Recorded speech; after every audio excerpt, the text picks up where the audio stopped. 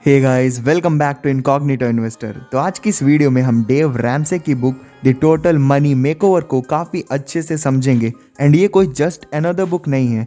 The total money makeover एक काफ़ी ही famous financial book है। एंड इस बुक के ऑथर डेव रैमसे ने इस बुक के थ्रू अपने फाइनेंशियल फ्रीडम के जर्नी में यूज की गई डिफरेंट स्ट्रेटेजीज को एलैबोरेट किया है। तो इसीलिए आज हम इस बुक से 5 गोल्डन रूल जानेंगे जो आपको आपके फाइनेंशियल फ्रीडम के जर्नी में पता होने ही चाहिए। तो रूल नंबर 1 है एक्सेप्टेंस। ऑथर कहते हैं कि ज़्यादातर लोग इस चीज़ को एक्सेप्ट ही नहीं करते कि उनका फाइनेंशियल स्टेटस अच्छा नहीं है एंड खुद ही एक फाइनेंशियल बबल क्रिएट करके उसी में रहते हैं। ऐसे लोग टाइम टू टाइम अपना फ़ोन अपडेट करते रहते हैं, लैविश लाइफस्टाइल जीते हैं, पर ये सारी चीज़ें वो लोन पे करते हैं जिसके कारण वो असल में फाइनेंशियली फ्री नहीं होते हैं। ऑथर कहते हैं अगर आप किसी मेंढक को गर्म पानी में डालोगे तो वो तुरंत ही उससे कूद करके बाहर चला जाएगा, पर अगर आप उसी मेंढक को पानी में डालने के बाद उस पानी को धीरे धीरे गर्म करोगे तो एक टाइम पे वो पानी उबलने लगेगा और उस मेंढक को पता ही नहीं चलेगा एंड उसकी डेथ हो जाएगी। अब क्योंकि वो पानी धीरे धीरे गर्म हुआ था इसलिए वो उस मेंढक को पता ही नहीं चलता एंड उसकी डेथ हो जाती है।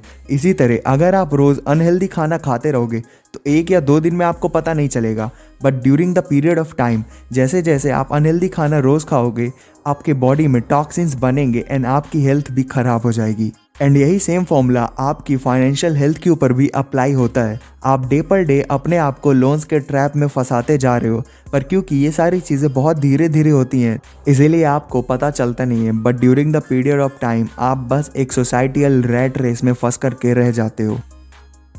ऑथर कहते हैं कि आपकी फाइनेंशियल हेल्थ और आपकी फिजिकल हेल्थ दोनों एक ही समान है, क्योंकि जैसे आप एक दिन में 10 किलो वजन जिम जाकर कम कर नहीं सकते उसी तरह आप एक ही दिन में बिजनेस करके मिलियनेयर भी नहीं बन सकते। आपकी करंट फाइनेंशियल कंडीशन आपके पिछले कई सालों के लिए गए डिसीजंस का सम अप होता है। तो इस फर्स्ट स्टेप में आप सबसे पहले एक लिस्ट बनाओ, देन उस लिस्ट में आप अपनी वो चीज़ें लिखो जहाँ पे आप अपने इनकम का सबसे बड़ा परसेंटेज स्पेंड करते हो एंड देन उसको एनालाइज करो कि क्या वो इन्वेस्टमेंट्स वर्थ इट हैं भी या नहीं।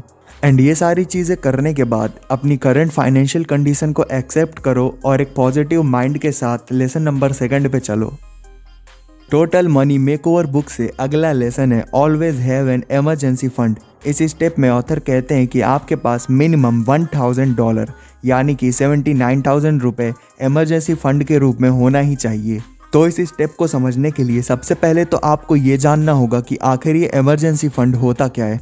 तो ऐसा कोई भी फंड जो आपको अपने लाइफ के सबसे क्रिटिकल फेस में काम आए एट द सेम टाइम ये काफ़ी एक्सेसिबल हो, वो आपके लिए आपका इमरजेंसी फंड है। ऑथर कहते हैं कि अगर आपको अपने फाइनेंशियल फ्रीडम जर्नी को काफ़ी ज़्यादा स्मूथ बनाना है तो आपको एक इमरजेंसी फ़ंड तो रखना ही चाहिए, क्योंकि आप नहीं जानते कि आपके लाइफ में कब कौन सी समस्या आ जाए एंड उस समस्या के टाइम पे आपको ये फ़ंड ही काम में आने वाला है।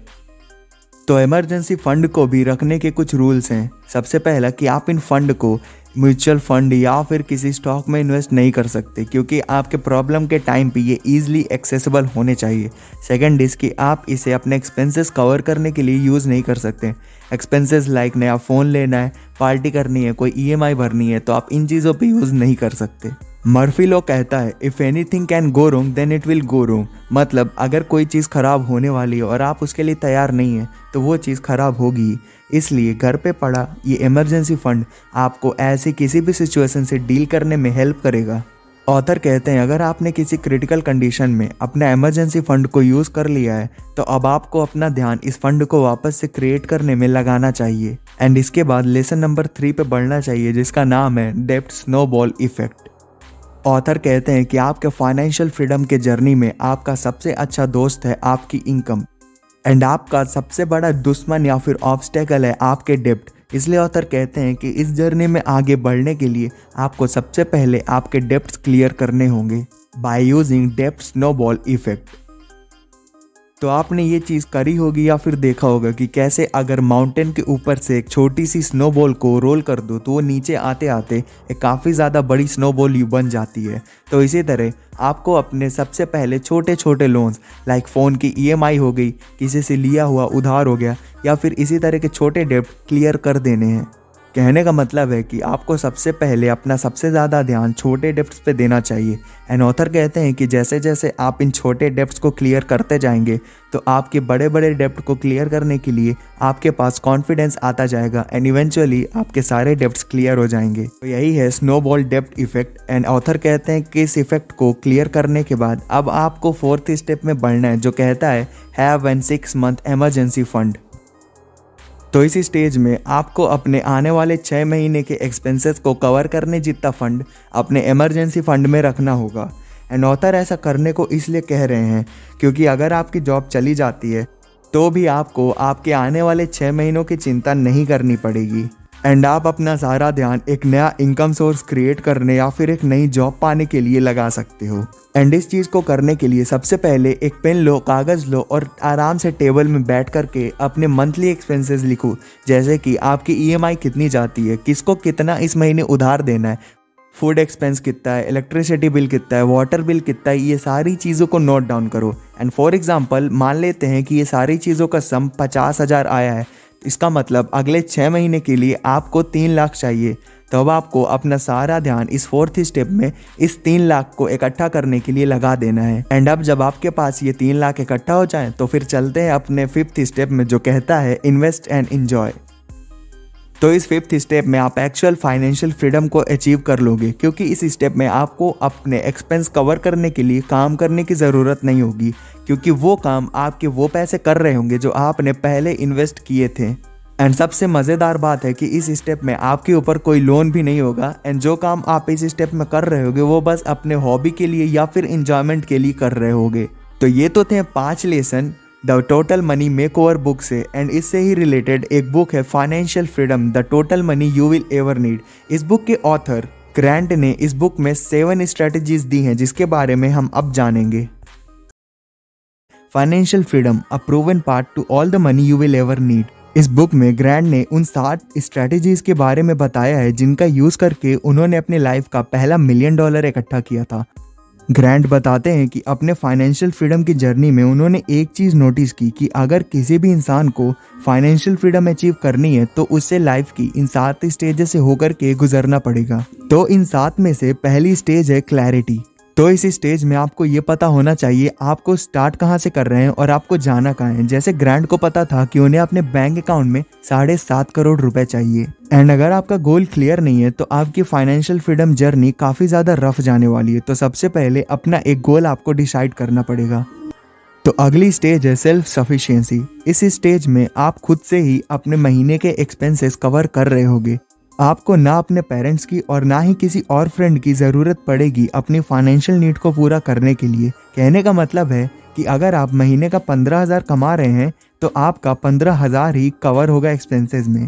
तो 3rd स्टेज का नाम है ब्रीदिंग रूम। एंड जैसा कि आपको इसके नाम से ही रिलैक्सेशन वाली वाइब आ रही होगी, इस स्टेज में आपके पास इतना पैसा इकट्ठा हो गया होगा कि भले ही अगले आने वाले 1 से 2 महीनों में आप एक भी पैसा ना कमाएं, पर फिर भी आपके पास इतना फंड हो कि आप वो एक्सपेंस कवर कर पाएं। तो अगले स्टेज का नाम है स्टेबिलिटी। इस स्टेज में आप अपने सारे डेब्ट क्लियर कर चुके होंगे, जैसे कि लोन, ईएमआई, इन सारे तरीकों की लोन्स आप पहले से ही क्लियर कर दिए होंगे। एंड आपके पास आने वाले 6 महीनों में जितना पैसा लगने वाला है उतना फंड पहले से ही होगा। तो 5th स्टेज का नाम है फ्लेक्सिबिलिटी। इस स्टेज में आपके पास आपके आने वाले 1 साल के जितना एक्सपेंस को कवर करने का फंड पहले से ही होगा। 6th स्टेज का नाम है फाइनेंशियल इंडिपेंडेंस। इस स्टेज में पहुंचने के लिए ऑथर को 5 साल लगे थे।